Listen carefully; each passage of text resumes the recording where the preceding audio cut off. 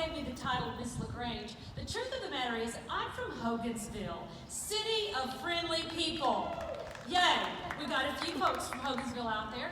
Well, I have to say, a lot of things can happen in a small town, and sometimes it's very, very easy to say, nothing ever happens here. But the truth of the matter is, Hogansville's had some interesting things happen, and they all involve wildlife. So back in the mid-1990s, for some inexplicable reason, one day, someone noticed there was an alligator in the little pond next to Waffle House, right next to I-85. I'm sorry, but alligators are not native to our region. So we were all questioning this. How did an alligator get in Hogansville? Was its plan to dine on the All-Star Breakfast at Waffle House? Or did some passing motorist decide they didn't want the alligator anymore and drop it out at the side of the interstate? Did it grow up at the Sportsman's Club in that swampy area back there? Did it crawl through the sewer? Nobody knows. But we all know there was briefly an alligator in Hogansville. And it made some people excited enough that they had t-shirts made that said, I saw the alligator. Life in a small town. Time passes. Just a few years back, 2009, we had another wildlife episode. This time, it was a black bear. Now, if I said it was a baby bear, you'd think something small and cuddly, but it was a pretty good-sized bear. And it was a big enough news story that the Atlanta news stations came down with their camera and filmed this bear roaming loose on Johnson Street. Now, Hogansville practically shut down that day. And if you see that news clip, and you can, it's on YouTube. If you see that news clip, you see all these people, like they just stopped working and came to Johnson Street to watch this bear up in the trees. Now, I did not leave my home here in LaGrange to go to Hogansville to see the bear. I did watch it on the nightly news.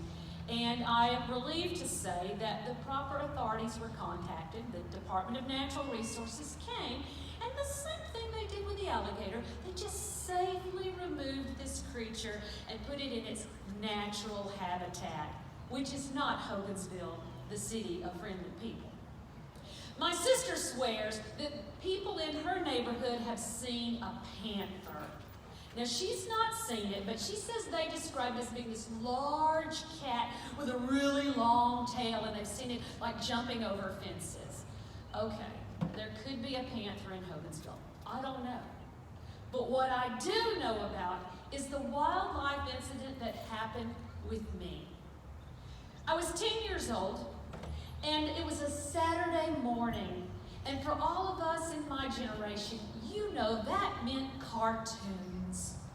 Kids get to watch the Cartoon Network all day, every day, but for us, cartoons were on Saturday where they belonged. And I got up on Saturday morning, and I went in and I flipped the TV on, and I sat down, and my mother was already gathering the laundry and sorting it into the miscellaneous piles. With 6 kids, there was a lot of laundry. And she and I, along with my little brother, were the only 3 at home. But my little brother hadn't gotten up yet. He was still in his room asleep. But I heard him call out, Mama, there's an elephant in our backyard. Okay, as you well know, because Hogansville is part of Troup County, elephants are not native to this region. So if this were true, something strange had to have happened. So my little brother continues to call out. Mom and I just sort of ignore him at first, thinking he's having a bad dream. But he calls out insistently the second time, Mama, there's an elephant in our backyard and it's eating pears off the pear tree. Well, interestingly enough, there is a pear tree just outside my little brother's window.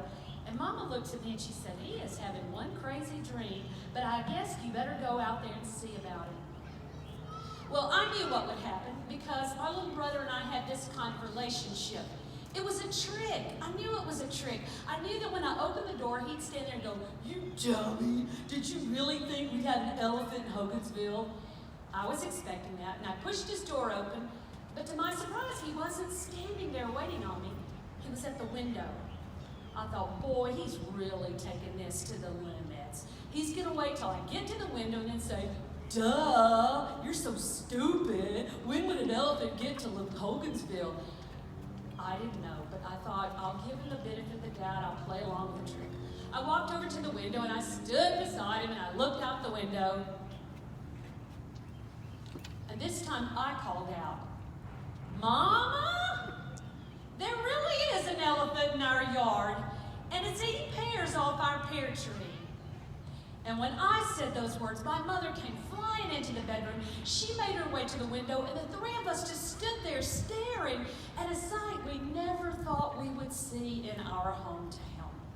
A huge elephant taking her trunk, just plucking off one of those pears, popping it in her mouth, chomp, chomp, chomp.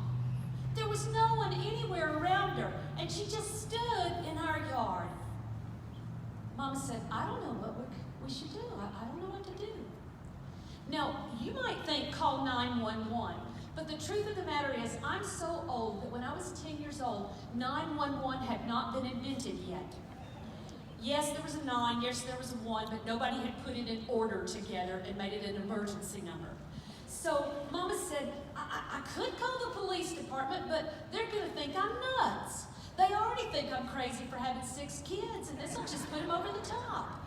So Mama said, I'm not sure what to do. And Jeb and I were no help. We were just kids, and we just stood there at the window until Mother said, I know what we should do. And we said, what? She said, let's go look at it. Well, I'm telling you, now as an adult, I'm thinking that might not have been a very smart decision. But we were inquisitive, and we wanted to know how and why. So we came out from around the back door, sort of sneaking up on the back side of this elephant.